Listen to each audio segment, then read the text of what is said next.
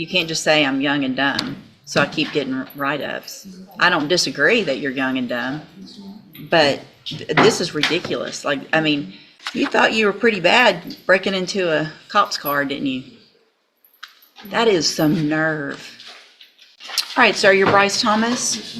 And Mr. Thomas was previously in court, entered pleas of guilty in cause number 24, DCCR 0389 to the third-degree felony offense of prohibited weapon. Cause number 24, DCCR 0390, also a third-degree felony of possession of a prohibited weapon.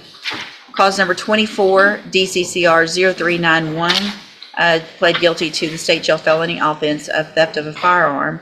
Cause number 24, DCCR 0392, pled guilty to the lesser offense of indecency with a child by exposure, also a third-degree felony. There was no plea agreement. I have received and reviewed the pre-sentence report. Has everyone had an opportunity to review that report? State actions. In addition, there is also the largest packet I've ever received of jail incident reports in a case. Did everyone have an opportunity to review those? Yes, I took an evening and 35 pages. I reviewed them one evening. State reviewed all 35 pages of the legis. In addition, the state has filed a state sentencing memorandum. Mr. Burbank, did you receive that and were you able to review it? Okay. Anything else, any objections or corrections or additions to the report? No, Judge. All right, Mr. Burbank, you may proceed. Your Honor, this is a very young kid that in a very short period of time kind of stepped off the cliff and got himself in a lot of trouble. I will represent to the court when I was engaged by his family. One of my issues was the recovery of the weapons because they were law enforcement weapons.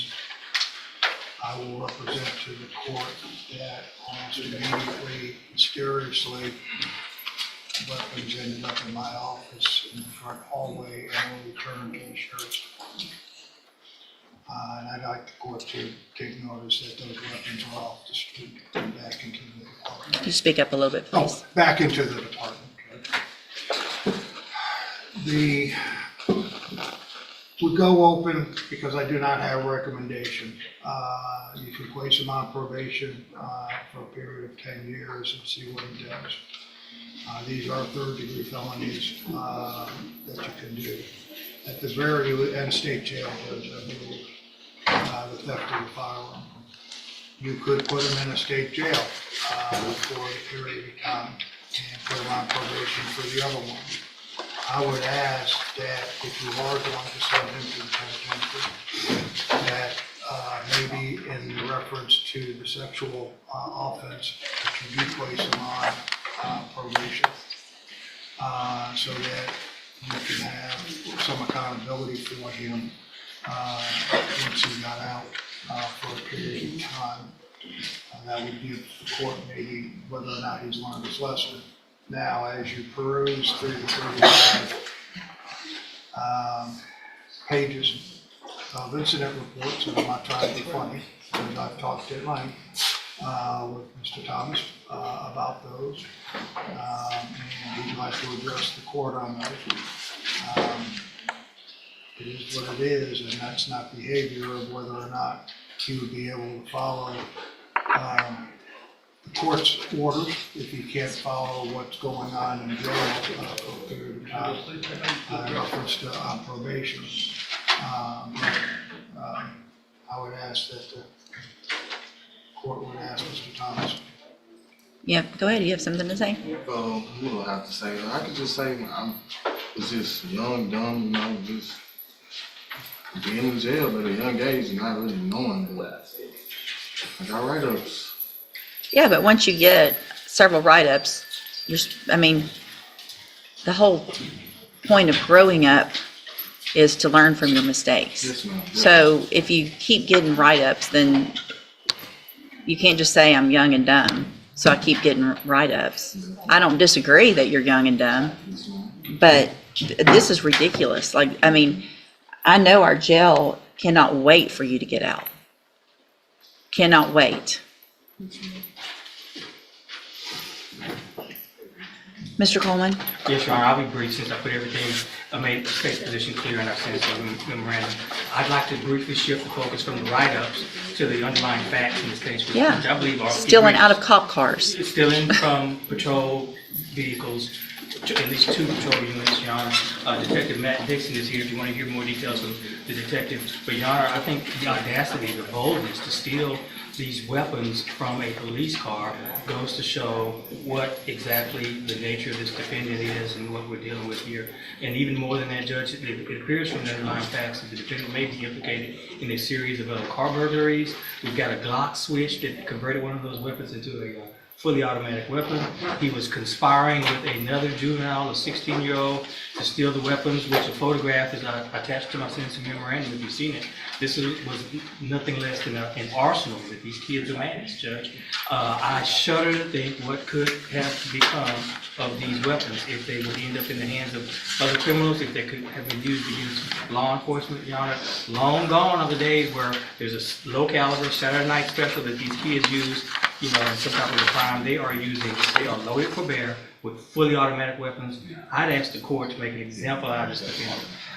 He benefits from not having a criminal history to speak of, but Your Honor, this is beyond the pale. I'd ask you to send him, do 2 things, a split sentence in this case. Sentence him to prison for what he's done, and then following that, a consecutive probation period so that we can continue to monitor him and supervise him after he's released from prison. Thank you, Your Honor.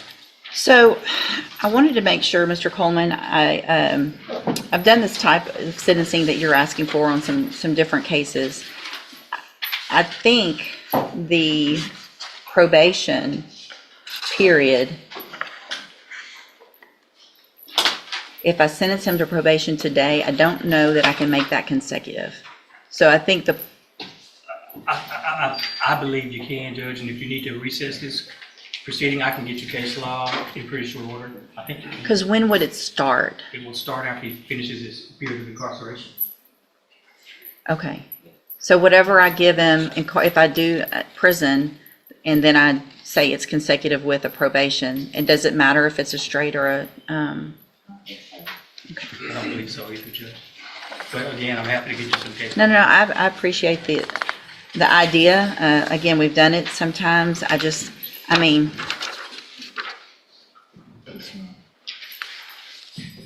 what are y'all doing? What are you doing with all these? In Texas, a judge Not can shooting sacrifice. people. Sir? Not shooting people. Not shooting people yet. What are you shooting? Why would you have these? What are you getting these to shoot at? Just to be tough and say you have guns? No. That's all that's happening with these guns on the street is y'all are shooting at each other, at other people, at houses, at cars, at whatever. There's no reason to have these kind of guns. These aren't hunting guns, right? You're not going to shoot a deer. Do you hunt? I do. Do I you? have before, but Have you? yes, Which one of these is your hunting gun? none of those.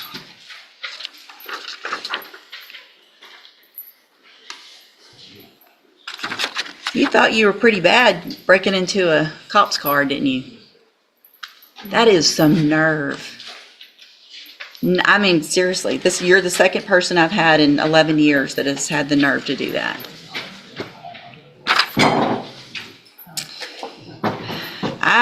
Here's what I'm going to do, because I agree with Mr. Coleman. I would like, at least in the indecency case, to get treatment and probation on that case so that we know you're not going to go make that type of bad decision again.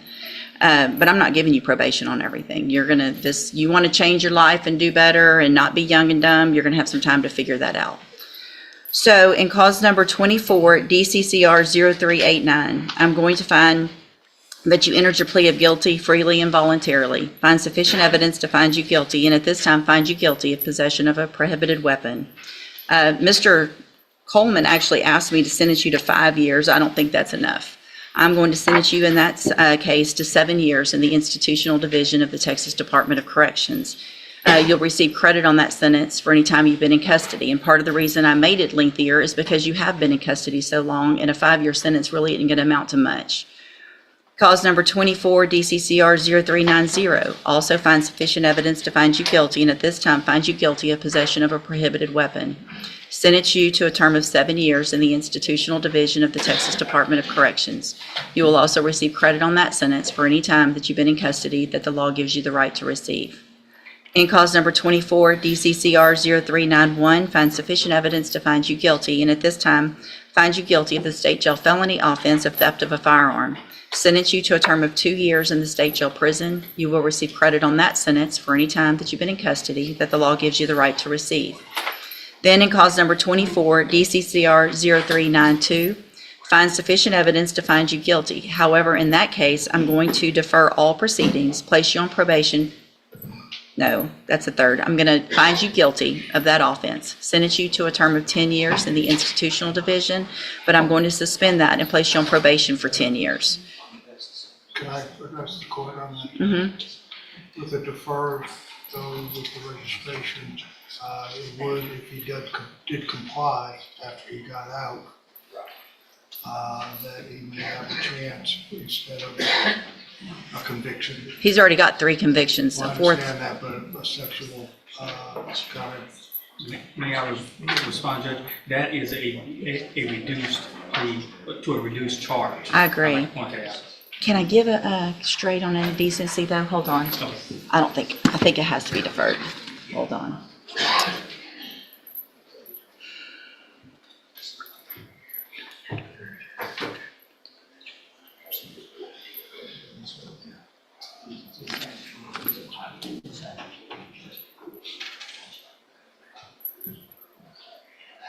Yeah, it has to be deferred. Okay, so I'm going to go back in that cause number, which ends in 0392. Find sufficient evidence to find you guilty. However, I'm going to defer all proceedings, and I'm going to place you on probation for 10 years. That will run consecutively to the other cases. So that probation does not start until you get out of prison. Then, if you violate that probation, you could be sentenced up to 10 years in that case. So you're going to be under supervision or in custody for a very long time. So if you really want to change your ways, you're going to have every opportunity to do that. If you don't, you're going to end up, number one, you're probably not going to make parole if you keep acting like you've been acting here. If you get to prison and you act like this, you're not going to make your parole. You're going to do that whole 7 years. That's going to be up to you. The sooner you get out and act right, the sooner you can start this other probation and get off of it, grow up, and maybe change your life. That's going to be up to you. On that deferred, I am going to order a $500 fine that you follow all of the conditions of probation. That's going to include sex offender treatment, going to whatever classes are necessary, staying clean, not getting in any trouble, all of those kinds of things. Do you understand? Mr. Pullman? Your Honor, is there a deadly weapon finding option with these weapons? I don't think so. You don't think so? Okay. Okay. Unless you can, I don't think that's, We didn't allege it. well, and they're not, possession of a prohibited in the 3G, so I don't think we can. Okay. Yeah. I'm sorry. All right, so all of these are actually wrong because y'all marked off plea bargain and there wasn't a plea bargain. So I'm going to hand you the trial court certification in all of your cases. This shows that these were not a plea agreement. it was a plea agreement, Judge, because there's a, no. Oh, because of- No, there was an unauthorized use that we agreed would be dismissed. And also the lesser offense in that, so there was consideration taken, so this was an agreement, at least for those reductions. Okay, so you have waived your right to appeal. In these cases, I'm going to hand you those certifications. I'm also handing you a written admonishment regarding your ineligibility to possess a firearm or ammunition. Because of the judgments entered against you, you're ineligible under Texas law to possess a firearm or ammunition. Possession of a firearm or ammunition could lead to charges against you. Firearm is a legal term, and you should read that written admonishment I provide you to see what devices qualify as a firearm. If you have questions about the laws that make you ineligible to possess a firearm or ammunition, or about how long that lasts, you can talk with Mr. Burbank. All right, good luck to you, sir. You can go back with the bailiff. You'd think stealing from a police car would be the dumbest mistake someone could make, but this teenager did it multiple times. He was caught with stolen police weapons, illegal firearms, and even a Glock switch capable of turning a weapon fully automatic. Standing before the judge, he tried to excuse his behavior by saying, "I'm just young and dumb." But the judge wasn't buying it. She fired back. You can't keep saying you're young and dumb every time you make another bad decision. That's not how growing up works. Then she looked him straight in the eyes and said, "You thought you were pretty bad breaking into a cop's car, didn't you? That is some nerve." The courtroom fell silent as she explained that these weren't hunting guns. They were weapons that could destroy lives. Instead of showing mercy, she sentenced him to 7 years in prison, followed by 10 years of probation, warning him that if he didn't change, he'd spend even more of his life behind bars. One reckless decision after another turned a young man's future into a prison sentence.